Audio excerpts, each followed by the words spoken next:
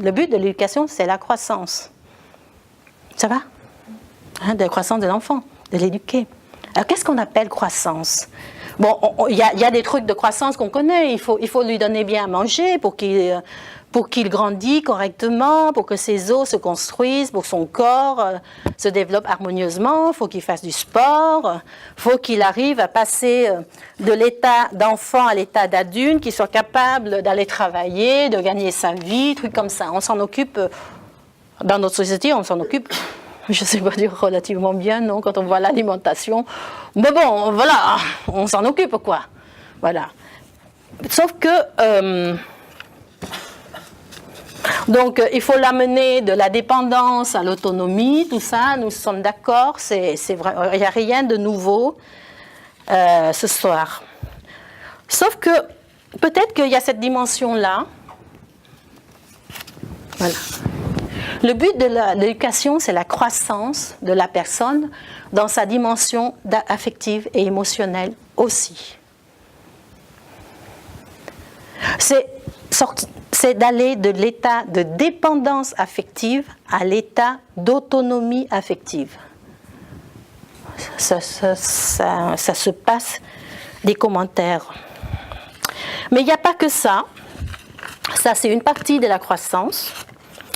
Comment est-ce que je peux éduquer l'enfant, l'accompagner, pour qu'il puisse passer de l'état d'un enfant qui a besoin de la validation, de l'approbation, son estime de soi dépend de ses parents, des adultes référents. Comment il part de cet endroit-là de dépendance et comment il arrive à cette autonomie affective où sa validation dépend de lui, ne dépend plus de l'autre, son estime de soi, sa valorisation, sa sécurité affective dépend de lui et ne dépend de personne d'autre. Mais il n'y a pas que ça. Je mets ça. Je mets ça ici, là. Hop, hop, hop, hop, là. La croissance, ça veut dire aussi... En fait, c'est bien, parce que j'ai tendance à parler vite. Et ça m'oblige à ralentir. C'est super, je vais continuer comme ça. Ça veut dire aussi que l'éducation consiste à accompagner l'enfant pour que ce qui est en lui de potentiel, ce qu'il y a en lui de potentiel, puisse se déployer.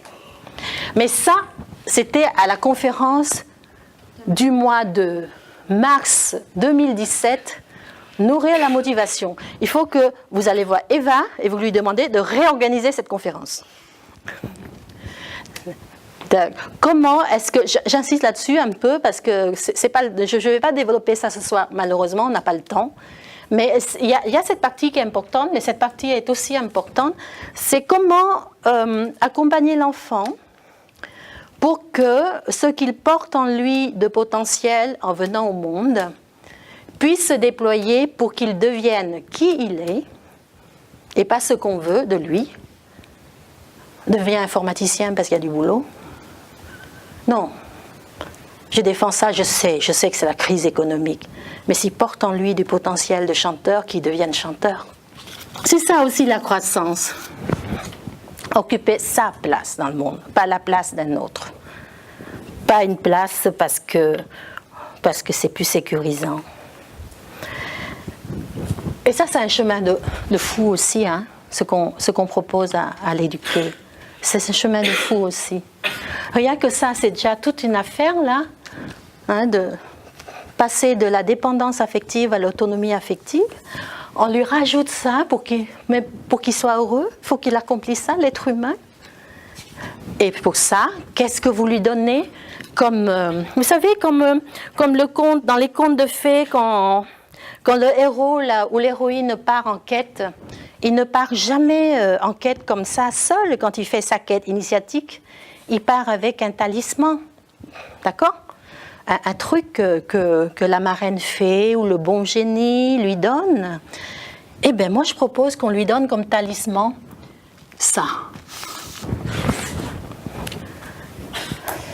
Ça. Ça, c'est le but ultime de l'éducation. Ça, c'est le but intermédiaire.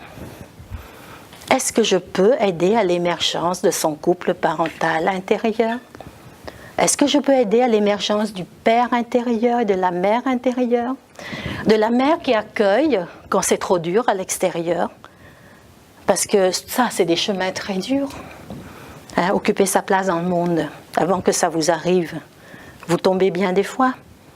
Ça aussi, avant de devenir autonome, on verse bien des larmes. Est-ce qu'on peut aider à l'émergence de la mère intérieure qui accueille et qui console et qui c'est comme un vaste espace en soi qu'on peut revenir quand c'est trop dur à l'extérieur?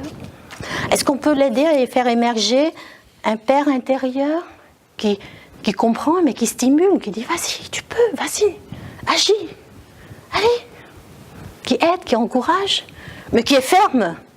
Ce père intérieur qui dit d'accord, c'est dur, mais vas-y. On peut donner ce qu'on n'a pas. Bonne question. Hein. En fait, la question c'est qu'est-ce qu'on fait avec nous-mêmes? Hein, qu'est-ce qu'on fait avec nous-mêmes pour pouvoir lui donner ce talisman? C'est ça, votre question. Hein. Qu'est-ce qu'on fait de notre couple parental intérieur à nous Donc si vous posez cette question, c'est que vous avez conscience que, et je le dis parce que le mien a été comme ça aussi, vous avez conscience que le vôtre, il est bancal.